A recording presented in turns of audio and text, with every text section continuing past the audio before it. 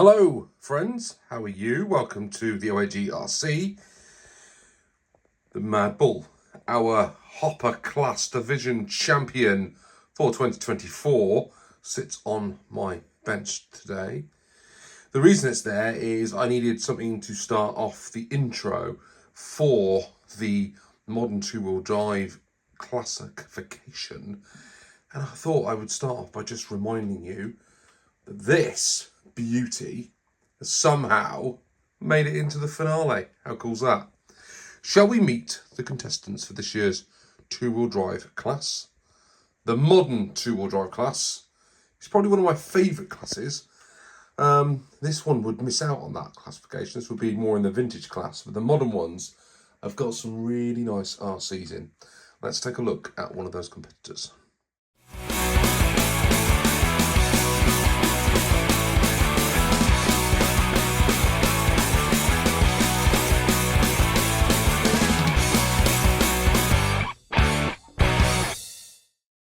First out the gate is the Tamiya Rising Fighter. For me, it is a Rising TIE Fighter. This one had a few modifications to it. I put some oil-filled shocks on, which still kind of feel like friction shocks somehow. We changed and did a sort of a brace in the middle to stop it from bobbling around like some of the other hoppers do. I think I dropped a torque tune motor in there to give it a bit of oomph. And I did something else to it, which I can't remember what it was now. But basically this was around trying to get this car a little bit faster around the Orchard Raceway back in the day. And I think really this should be in the hopper class, because it really is working off of a hopper chassis. But we're going to stick it out on the Orchard Raceway and see what happens to it this season. But it's going up against some pretty tasty competition.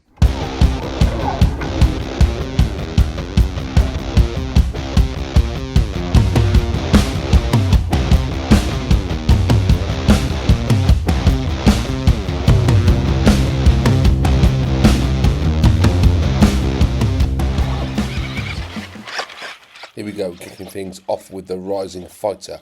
Will it put in a good performance this season, or will it let itself down and end up in the hopper class next year?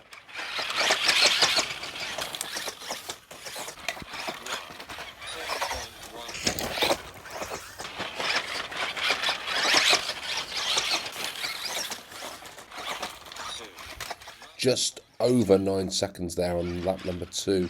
Not bad. 10 seconds for the first lap. Getting bogged down here.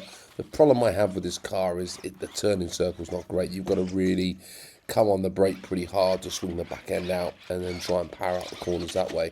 So it really is struggling around no cherry T-turn.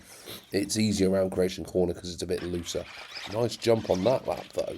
This looks like a reasonably good lap coming in here. And 8.37, that is its fastest so far. Whoa! Some little tricks as well, just to keep us all entertained. That's what we like to see with these buggies, isn't it? A little bit of action.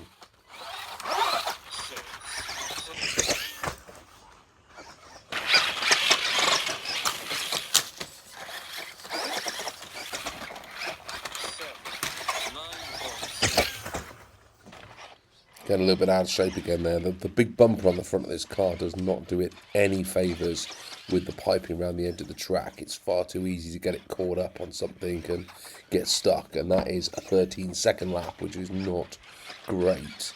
This one is looking reasonable, but we are now stuck.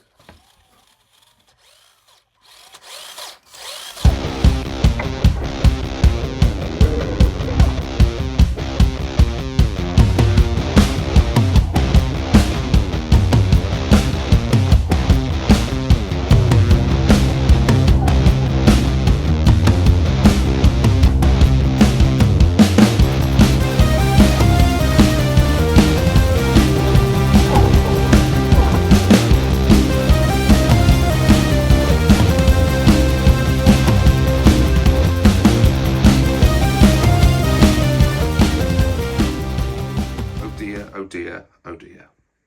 The Rising Fighter did a disappointing 8.37 fastest lap. an average of 10.16, which, looking down my list so far, is pretty much, other than the lunchbox, one of the worst averages. The Grasshopper had a better average than this thing. That is not good. We are going to relegate this next season to the Hop class because that's exactly what it is. It's got that fixed rear axle. It is most definitely a hopper. Perhaps we swap this over with the Frog and put the Frog back into the vintage class. I don't know. We're going to work something out. But that's where this thing is heading. Right, let's go and get another competitor out on the track that's a little bit better suited. Back to the Orchard Raceway for another season comes my DT03. Now, the DT03 holds a very special spot in my RC history because this was the first RC car that I actually ever built myself. My runners back in the day were a Kyosho Raider and the Grasshopper that I still run today. And my dad built those, I didn't build them. This was a lockdown hobby resurgence, which has led into a YouTube channel and lots of RC bits and pieces, which, I'm really, really enjoying. But it's all thanks to this kit. And it is a lovely kit. It's really reasonably priced, actually. You can pick these up for less than £100 these days. And with a bit of hop-ups, it's quite a competent buggy. You can see I've got some nice carbon fibre damper stays on this one. It comes with oil-filled shocks, which are really, really nice on this buggy. What else did we do? We put a decent servo saver. There's some weight at the front of this one, and round the back we are now rocking in there a Tamiya Sport tuned motor. Ooh, the only RC on the Orchard Raceway to have a sport tuned. Will it make the difference? We'll have to find out. Now, pedigree from the Orchard Raceway, season number 1, the very, very first season, this finished second. So, it does have some good history. Last season, it had a bad run, but the first year out, this was up there, right up there. Let's see what we can do around the track with this one this year.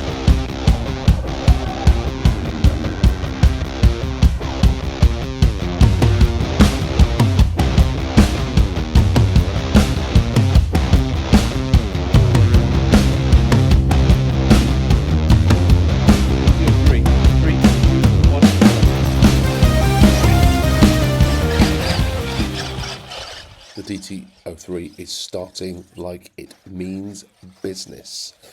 I was disappointed last season with this car, but this opener is absolutely flying. 6.77.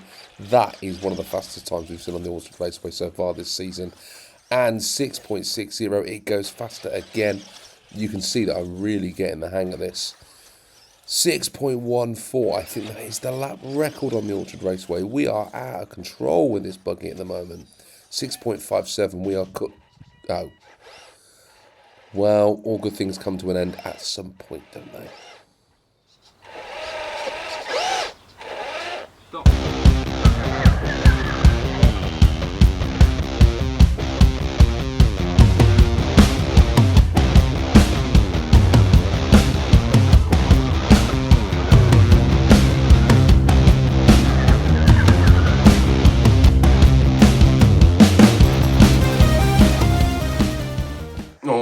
Goodness me. How fast was that? 6.14. Wow, I'm impressed. I'm blown away. It was actually so much easier to drive. Now, in the off-season, I did tweak around with it. So I gave it some new tyres, and I actually think that's made all the difference to it because the last set that came off were well worn, and these are brand spanky new. So you cannot beat a new set of, I think those are Schumacher mini pins on there. You can't beat them. And the DT03, quite rightly, now sits slap bang on top of the table for this division. Will it stay there though? There's some pretty decent RCs still to come. But for now, this is rocking top of the shop.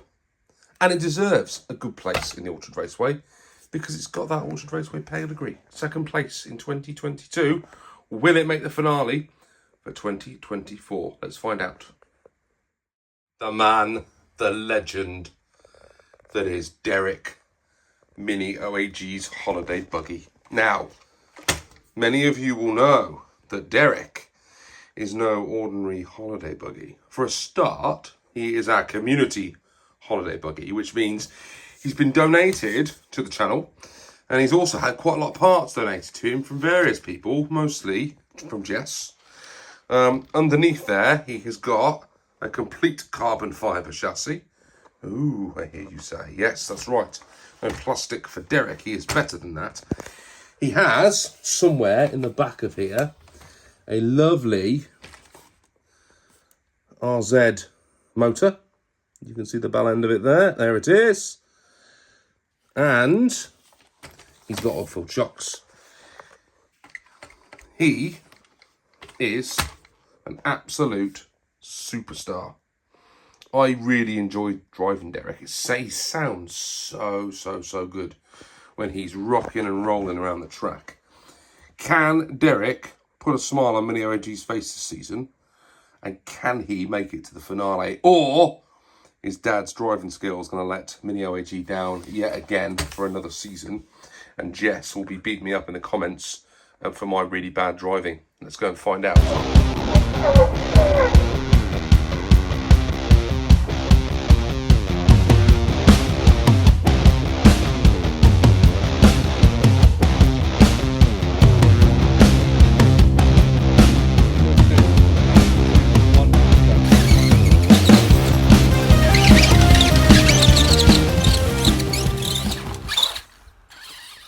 Whoops, Derek off to a bit of a false start there, already crashing him into the tree. It doesn't bode particularly well on how this is going to go, does it?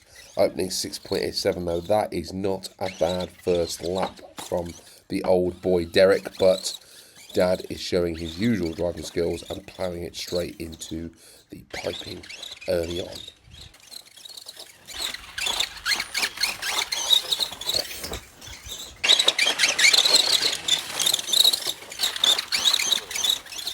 Starting to find the groove now, 6.84. There's a really nice sound that comes from this buggy when it's winding up. That RZ motor is just beautiful, but not keeping up with the DT03 at this point. 6.67, that is quick though. We are getting there, we're winding it in, but I just can't seem to get the power down quickly enough.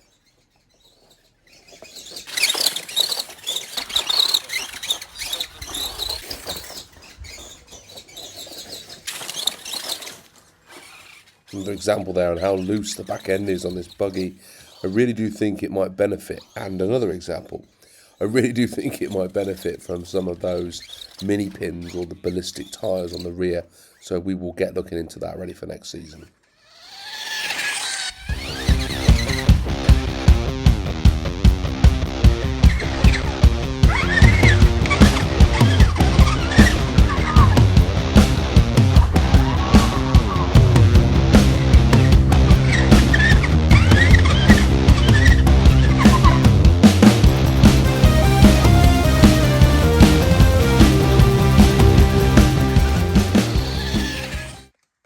Mini OAG's not talking to me because Derek did not go faster than the DT03. I couldn't get a carbon fibre chassis DT02 with an RZ motor to go faster than a blooming DT03 with a sport-tuned motor. Now, those of you that are Tamiya experts will tell me, of course you won't do that because the sport-tuned motor has got more torque and blah, blah, blah, blah, blah. And maybe it does. And maybe that's why that DT03 went better. But Mini OAG is not happy that Derek didn't manage to get into the finale again because he's been beaten by the DT03.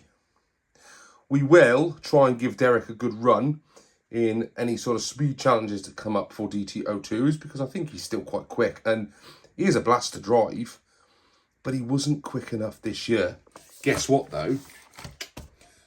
Derek is suffering with a case of the bold tyres because Mini OAG did loads of donuts with these and we've worn them down to little stubs, and I do wonder whether that's having an impact. And also his front wheels are these horrible groovy, I don't know, rubbish tyres, And I wonder whether some Schumacher Staggers on the front will give him a bit of an advantage as well. So maybe next year Derek comes back with some new shoes and we give him another go. Sorry, Minnie. Sorry, Jess. The modern two-wheel drive buggy that splits opinion amongst RC fans. The Tamiya TD2. Now, lots of people have not been very happy with Tamiya's TD chassis. The TD4 was not very popular, and the TD2, lots of people didn't like the looks and styling of it. Personally, and this is just me, I think it is a beautiful RC car. More importantly, I think it drives really well as well. This is out of the box standard. It's running a silver can. I've got no modifications to it at all. This is stock shocks, stock everything. There's no upgraded steering mechanisms. There's no upgraded damp stays. It is just as Tamiya intended it. Motor's mounted up in here somewhere. Sort of hanging out the back. It is a lovely RC. It drives really well. It looks great. Can it get up on the Orchard Raceway this year? Now, it is a bit of a OAG Orchard Raceway pedigree. We've got 3rd place from 2022, and it did win the one and only Festival of Scale Speed that we did back in 2022. So it has got some medals to its name. In fact, it's the only car that has 2 awards written on it. So I do think it might just cause an upset. Let's see how we get on with it. Let's get this show on the road.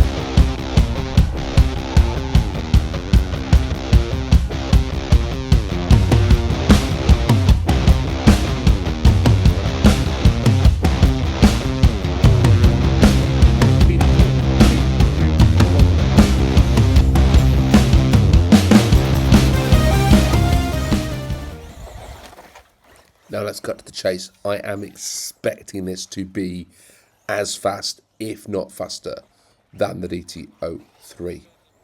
That, however, is not a good start. 7.11 is a second off the pace pretty much at this point, and that is not a good second lap either.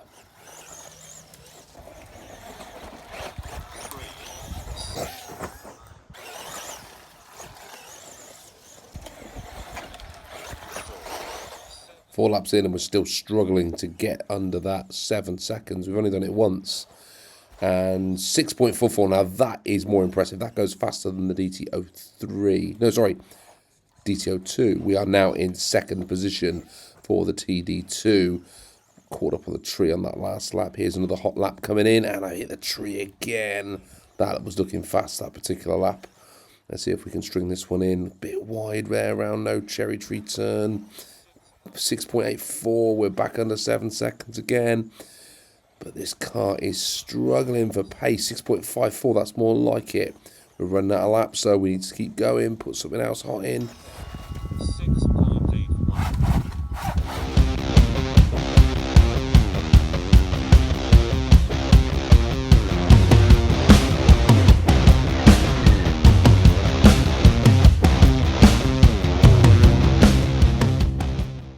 I did tell you it was good, didn't I? But it was not good enough. 6.44. So finished 2nd in the class, division runner-up, but not good enough to beat that 6.14 that the DT03 did. Now, it did have a better average. Average time, oh no, sorry, I misread. It didn't have a better average. Well, it did have a better average because the DT03 only did about 4 laps, didn't it? But the average was 7.12, which, just looking down my score sheet, it is, I mean, except for the DT03, but I don't think you can really count that. It is the best average time we've seen on the Orchard Raceway so far. I still think this is a lovely car. It didn't jump as well. It struggled over Mole's Mound. It just seemed to be a little bit front heavy, which surprised me because I would have thought the weight would have been a bit further back. And I wonder, because of that motor position here, it just tilts the weight forward slightly when it hits that jump. And a lot of the other cars have not had that problem so far, but this one did.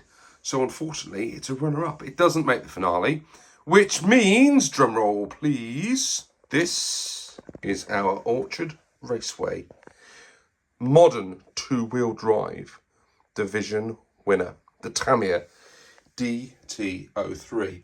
No guts, no glory. Look at the state of the bodywork on this car. It has been battered all over the place, but yet it was the fastest thing around the Orchard Raceway, and currently it holds the lap record around the Orchard Raceway, 6.14 seconds. I think that is fantastic. So our second car in the finale for 2022 is, sorry, 2022, we're in 2024. In 2024 is the DT03, 2022's runner-up.